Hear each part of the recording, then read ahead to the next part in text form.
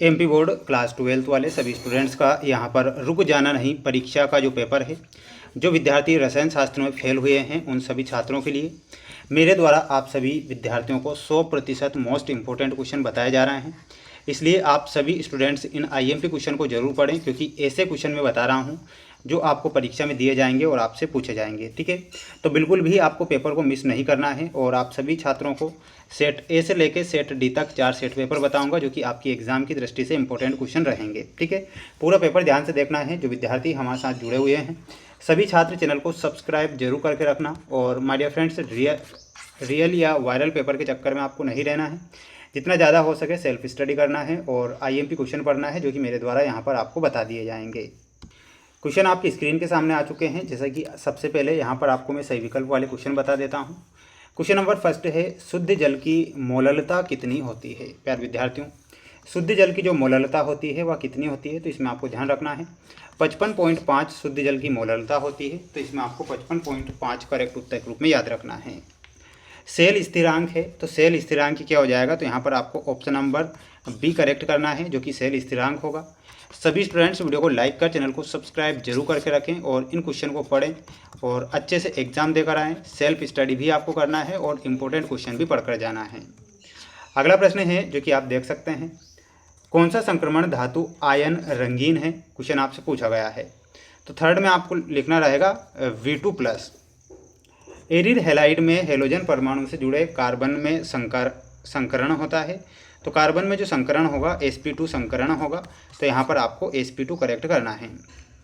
बढ़ेंगे अगले क्वेश्चन की ओर। अगला क्वेश्चन देखिएगा कि एमीन की आकृति होती है, जो एमीन होता है उसकी आकृति पूछी गई है। तो पिरामिडीय जो होती है वो एमीन की आकृति हो जाएगी। जंतु में कार्बोहाइड्रेट किस रूप में संचित होता है। तो आप जानते हैं कि जंतुओं में कार्बोहाइड्रेट जो होता है ग्लाइकोजन के रूप में संचित रहता है। इसमें आपको क्या लिखना है, ग्लाइकोजन। अमीनो अम्ल की प्रकृति होती है, तो अमीनो अम्ल की प्रकृति जो होती है उभयधर्मी होती है। इसमें आप उभयधर्मी याद रखेंगे। सभी स्टूडेंट्स अच्छे से इन प्रश्नों को पढ़ेंगे, याद करेंगे, क्योंकि ऐसे क्वेश्चन आपको पूरे यूट्यूब पर कोई नहीं बताएगा जो मैं आपको यहाँ पर बता रहा हूँ। रिक्त स्थान में देखिएगा प्रतिरोध का व्युत्क्रम है। तो प्रतिरोध का व्युत्क्रम क्या होता है, चालकत्व होता है। तो यहाँ पर आप ध्यान रखेंगे चालकत्व। वहीं अगला क्वेश्चन है, अभिक्रिया की दर अभिकारक के सांद्रण के समानुपाती होता है। तो यहाँ पर आपको क्या लिखना है, समानुपाती। ये आप यहाँ पर करेक्ट करेंगे। Zn केवल ऑक्सीकरण अवस्था दर्शाता है। तो यहाँ पर आपको लिखना है +2 ऑक्सीकरण अवस्था। COF6⁻³ एक चक्रण संकुल है। तो ये कैसा हो जाएगा, उच्च। ठीक है, तो इसमें आपको लिखना है उच्च। कास्ट स्प्रिट का रासायनिक सूत्र क्या है। तो इसका रासायनिक सूत्र होता है CH3OH। जो अभिक्रिया दी गई है इस अभिक्रिया को हमें पूरा करना है। जो किस प्रकार की ये अभिक्रिया रहेगी, तो इसमें आपको करेक्ट आंसर के रूप में कमेंट बॉक्स में बताना है सभी छात्रों को। ठीक है, और वहीं जो ये अभिक्रिया दी गई है इसका IUPAC नाम पूछा हुआ है। तो इसमें आपको लिखना है बेंजीनामाइन। ठीक है, तो यहाँ पर आपको लिखना है बेंजीनामाइन। ये आप यहाँ पर करेक्ट करेंगे। बढ़ेंगे अगले क्वेश्चन की ओर। माय डियर फ्रेंड्स, पूरा पेपर बताऊंगा, बिल्कुल आप निश्चिंत होकर पूरा क्वेश्चन पेपर याद करेंगे। नॉर्मलता ज्ञात करने का सूत्र लिखिए। तो इसका सूत्र क्या होता है, नॉर्मलता ज्ञात करने का सूत्र ध्यान से देखना है। देखिएगा आंसर आ चुका है। जैसे कि नॉर्मलता ज्ञात करने का जो सूत्र होता है, तो इसमें आपको लिखना है n बराबर तो WB × 1000 EB × VmL। ठीक है, तो ये आपको ध्यान रखना है, स्क्रीनशॉट ले लीजिएगा।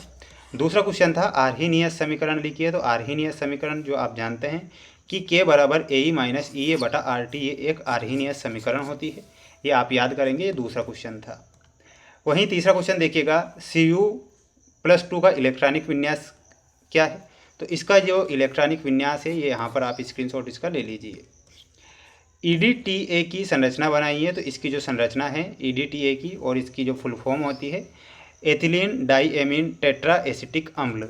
ठीक है, इसका फुल फॉर्म होती है और ये इसके संरचना सूत्र हो जाएगी। अगला देखिएगा, यहाँ पर 5वां क्वेश्चन था आपका कि उप से संयोजन संख्या 6 वाले संकुल यौगिकों में सामान्यतः किस प्रकार का संकरण पाया जाता है। तो इसमें सामान्यतः D2sp3 या फिर sp3D² संकरण पाया जाता है। छठवां क्वेश्चन था बेंजीन से एनिलीन प्राप्त करने का रासायनिक समीकरण लिखिए। तो ये रासायनिक समीकरण है जो आप यहाँ पर स्क्रीनशॉट ले लीजिए। और ये सातवां क्वेश्चन है डीएनए में अणु में उपस्थित शर्करा का नाम क्या है। तो इसमें आपको लिखना है डीऑक्सीराइबोस शर्करा। तो ये आपके क्वेश्चन थे। इसके बाद माय डियर फ्रेंड्स जो क्वेश्चन बच रहे हैं ये जोड़ी, जैसा कि आप देख पा रहे हैं। जोड़ी को मैं बता देता हूँ, ध्यान से आपको देखना है। और पहला इसमें है CE, तो इसमें आपको मिलाना रहेगा। देखिएगा थर्ड में है ना, ऑप्शन नंबर G से +4 से। और K फॉर FeCN6 में आपको मिलाना रहेगा ऑप्शन नंबर H, ठीक है, +3। C2H5OH में मिलाना है ऑप्शन नंबर E से शीरे। RCHO में आपको मिलाना है रोजेनमुंड। C6H5N2Cl में हो जाएगा फिफ्थ में आपका option number B diazonium लवण। ग्लूकोज में आपका सही हो जाएगा ऑप्शन नंबर C एल्डोहेक्सोज। और फ्रक्टोज में मिलाना है ऑप्शन नंबर D से कीटोहेक्सोज। ठीक है, तो ये आपके क्वेश्चन हो चुके हैं। इसके बाद जो क्वेश्चन बच रहे हैं जैसा कि आप स्क्रीन के सामने देख पा रहे हैं, सभी के आंसर बहुत जल्द लाइव क्लास में मैं बताने जा रहा हूँ। तो बिल्कुल लाइव क्लासों में सभी छात्रों को जुड़ना है। चैनल पर नए हैं, चैनल को सब्सक्राइब जरूर करके रखना है। मिलते हैं नेक्स्ट वीडियो में।